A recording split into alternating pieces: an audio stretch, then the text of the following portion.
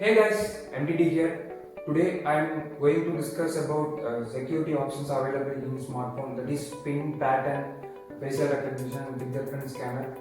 So which one is the best? Watch it till the end and grab something about your phone. A subscription to the channel will be better if you have loved the video.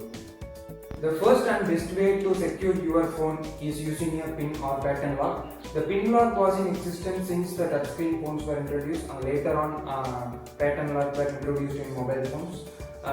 It's best because it entirely depends on your wish to choose a random PIN or pattern. Nowadays, for UPI transactions and financial transactions, UPI apps use the PIN for the transaction because it's the most secure one.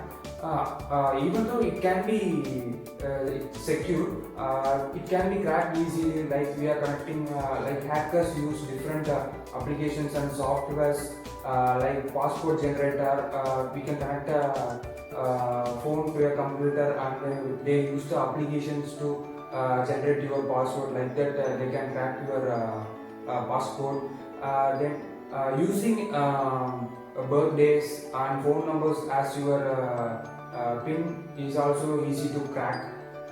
Once I'm using my friend's phone, I need to use my friend's phone. So I tried his birthday, it doesn't work.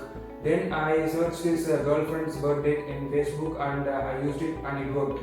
So it's don't use a birthday or a phone number as your PIN. Likewise, don't use the first letter of M as your pattern. It's also easy to crack. As a research says, there are 150 unique patterns used by people all over the world, which they commonly use, and these patterns can be easily crackable. And there are many softwares to detect the patterns that we are drawing in the phones. So choose a complex PIN and strong passcode and complex pattern to secure your phone.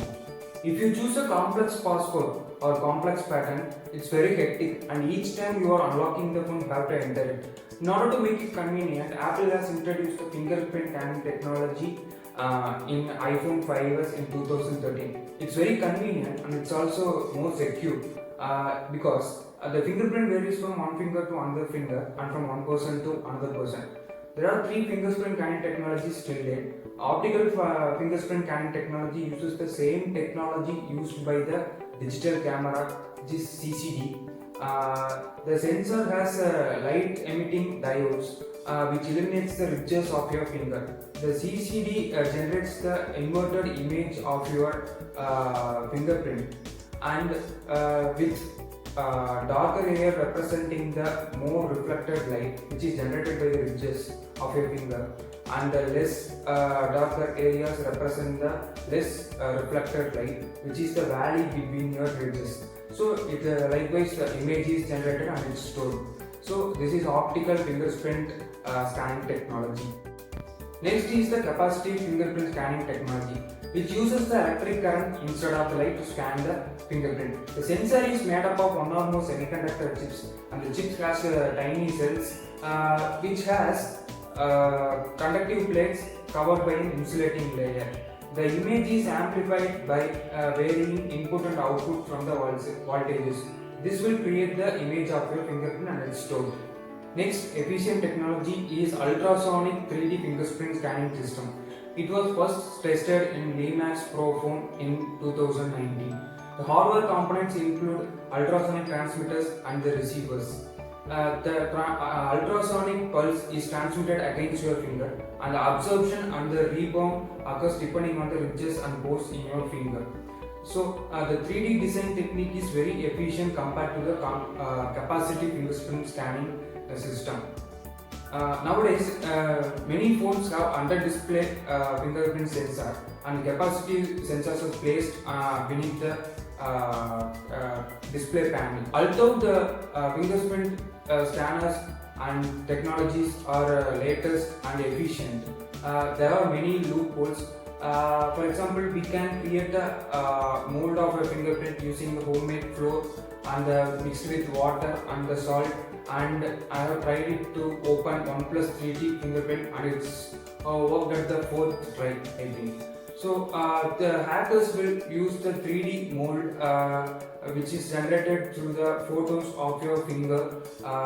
For example, in Tamil movie Kannum Kannum Kollayeditha, they took the photo of the finger from a certain distance using a DSLR, and they will generate the fingerprint from your photo, and they will make a copy of it and generate the fingerprint. Likewise, hackers also do the same, and it's also not that much secure. The next latest security option is face unlock. At first, the face unlock uses the 2D facial recognition algorithm to unlock the phone. It just creates the 2D image of your face and stores it in the mobile. So it's easy to replicate. When you show the picture of yours against your phone, the front facing cam detects your face and it opens it. So it's not secure. Then the Samsung comes up with the latest iris scanning technology, which is more efficient than the previous one. So it uses the combination of facial recognition system and the iris scanning technology to unlock the phone, which uses infrared sensors in which infrared rays scans the patterns in the iris, which is unique to every person. So it's very difficult to replicate. So it uses infrared diodes to detect the patterns in the eye even in the darker room. Samsung implemented the iris scanning technology in Galaxy Note 7 in 2016. Then the next year, Apple comes up with the 3D Face ID unlock feature in iPhone 10. It's very efficient. So it uses the infrared scanning technology, and it builds the 3D depth map of your entire face using the 30,000 dot matrix points. It uses infrared camera, ambient light sensor, proximity sensor, and dot projector to achieve this. So after this, many mobiles got these features like Huawei Mate 20 Pro, OnePlus mobiles, and Vivo and Oppo mobiles also got these features. So it's Apple's 3D Face ID feature is most secure face unlock feature till date. There is a saying like old is gold.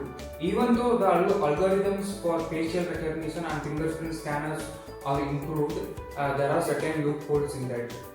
Even for financial transactions, UPI apps and net banking use the passcode as the security feature. So, according to me, passcode is more efficient than the others. That's it for today, guys. Thanks for watching. MTT signing off. Take care.